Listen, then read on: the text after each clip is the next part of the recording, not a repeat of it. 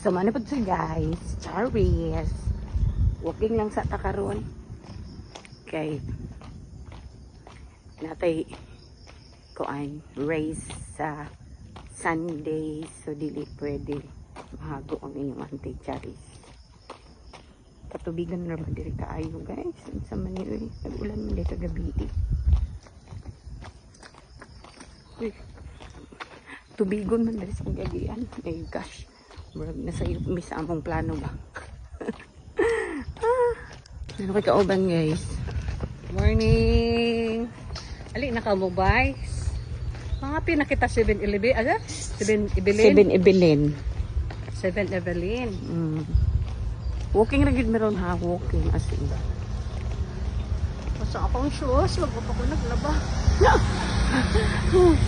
Ako, gilabahan gid ko na ako pero wala ako gisulog. Kay lahi akong plano. Okay guys, medyo layo-layo na ang among naabtan sa among pagbaktas-baktas. Ug wala jud ni nasugatan nga among kauban. So, pasapot ani kamera gid ha. O gipaningot na gani ko. 2 kilometers na pud ko guys. Nakatuna siya, nakatuna siya. Yes. Ako, 1 pa lang. It's okay. Guys, niabot na gid mi diri guys. Pero nagtaligsik na guys.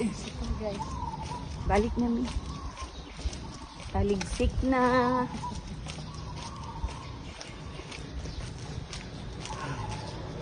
Muni nahita po diri karon guys, ga walking mi nag-ulan.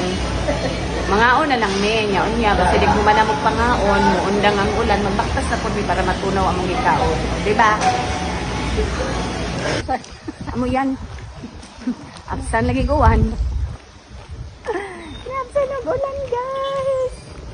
Abi na ako kagabi irang 1. Pero doon naman may sa among mga sakyanan. Yes. Kaluoy na mo guys. Absan mi gulan.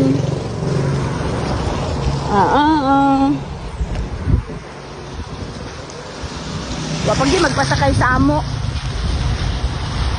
Wala mo pasakay.